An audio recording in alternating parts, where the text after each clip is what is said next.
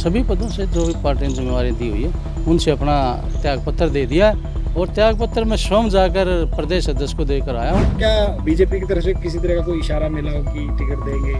ना, किसी से कोई इशारा नहीं, किसी प्रकार का संपर्क। मतलब जरूरत के वक्त आप इस्तीफा दे रहे हो? तो ज़रूरत तो देखो सबको होती है, समय की बात होती है।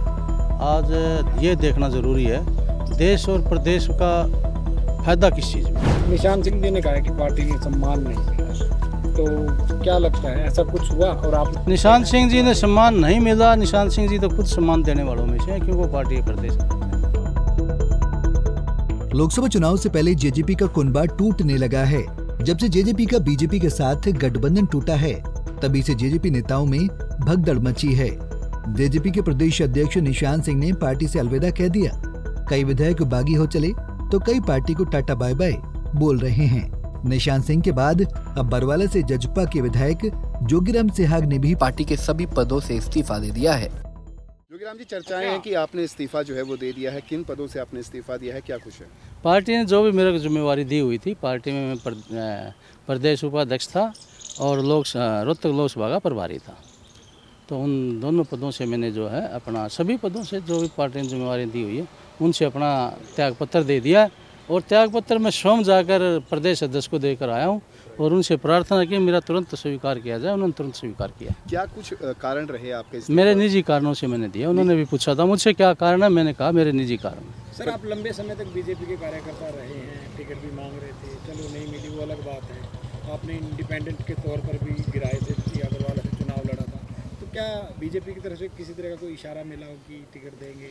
ना, किसी से कोई इशारा नहीं, किसी प्रकार का संपर्क नहीं। मैं तो जेजेपी में हूँ। निमंत्रण आया आपको? ना, चौधरी वीरेंद्र सिंह ने मेरे से बात ही नहीं करी। हुड्डा साहब की तरफ से? ना, किसी से भी नहीं, ना हुड्डा साहब से कोई बात हुई मेरी। सर, आपको लगता है कि लोकसभा के चुनाव सर पे हैं और इस तरीके से पार्टी छोड़ो, उसी पार्टी के नाम पर आपने वोट मांगे, उसी के मैनिफेस्टो को आप जनता के बीच में लेके गई और आप उसी मतलब जरूरत के वक्त आप इस्तीफा दे रहे हो? तो ज़रूरत तो देखो सबको होती है, समय की बात होती है। आज ये देखना ज़रूरी है देश और प्रदेश का फ़ायदा किस चीज़ में।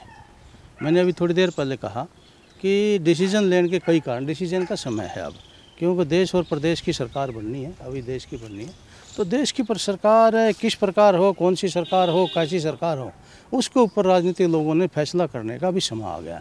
उसी के तहत जो है फैसला करना चाहिए, तो मैं भी उसी के तहत मतलब जो है अपना जो है फैसला करूँगा जब समय आएगा। सर, निशान सिंह जी ने कहा कि पार्टी में सम्मान नहीं मिला, तो क्या लगता है ऐसा कुछ हुआ? और आपने अच्छा, निशान सिंह जी ने सम्मान नहीं मिला, निशान सिंह जी तो खुद सम्मान देने वालों में से हैं क्योंकि वो पार्टी के प्रदेश अध्यक्ष हैं। तो आप मानते हैं कि सम्मान था पार्टी में सभी कार्यकर्ताओं का, विधायकों का?